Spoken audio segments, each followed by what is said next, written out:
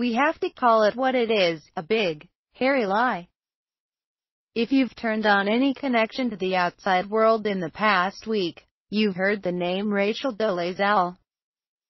If not, the basic details are that a Caucasian woman has been masquerading as a black woman for years. So successfully, in fact, that she became the president of her local NAACP chapter in Spokane, Washington. The issue only came to light when her parents, who are, no surprise, Caucasian themselves, blew the whistle on the whole thing, sending the internet and news-consuming public into a frenzy. Questions have been asked and artfully dodged. Twitter is rife with hashtags, and journalists continue delving deeper into this story.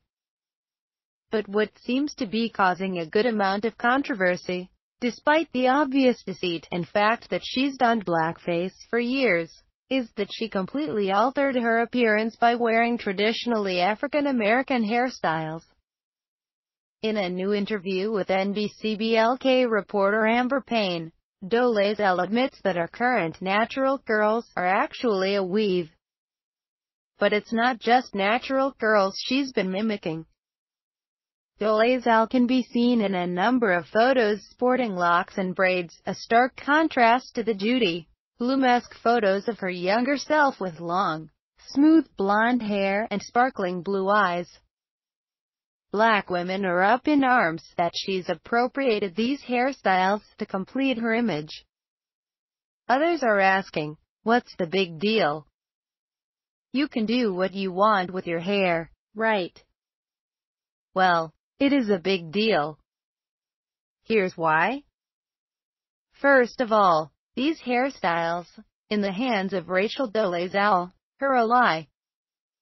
She realized that by altering the texture and style of her hair to mimic traditional styles, she'd get a legitimate pass within the black community. Her entry into this hairstyle category was to cover her tracks, and every subsequent hairstyle variation was just a continuation of that deceit. But we have to call it what it is, a big, hairy lie.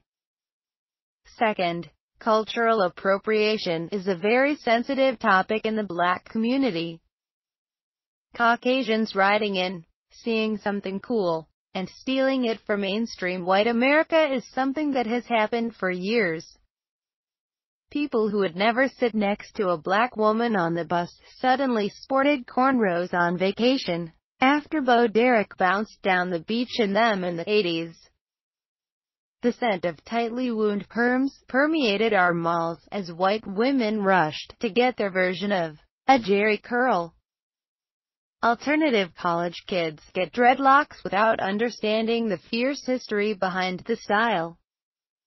The trend of every white woman in Hollywood getting 10 new pounds of hair woven into her head started in black salons in the ghettos of the country. I'm not saying that black women created everything. What I'm saying is that no credit is given as to the origin of these styles.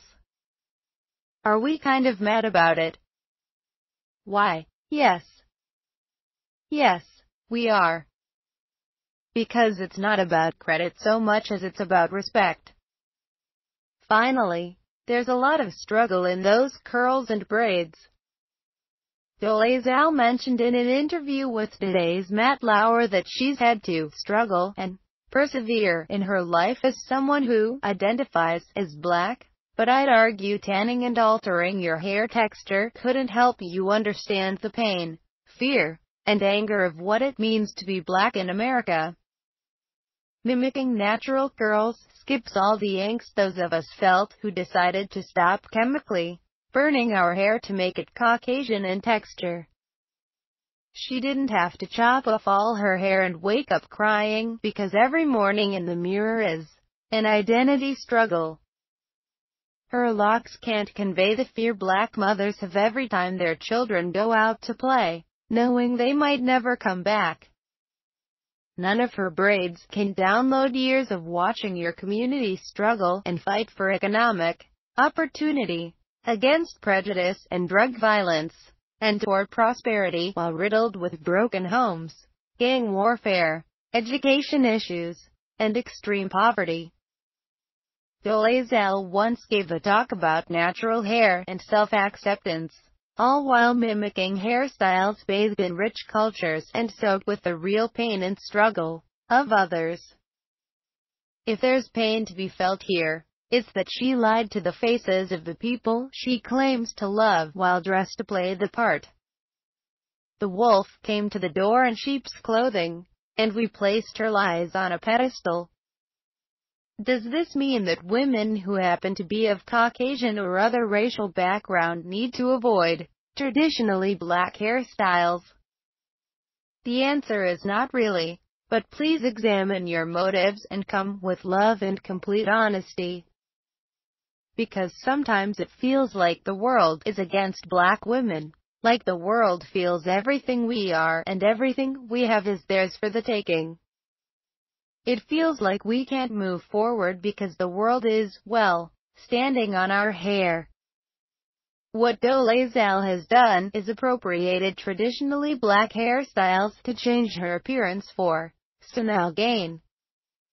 I believe this is where the line must be drawn. All the good she did could have been accomplished with blonde, flowing hair. But the lies she told have just sunken deeper into scars that run straight to the bone. Another chapter of pain that sinks down where it hurts, into every strand of our being. Which, yes, includes our hair.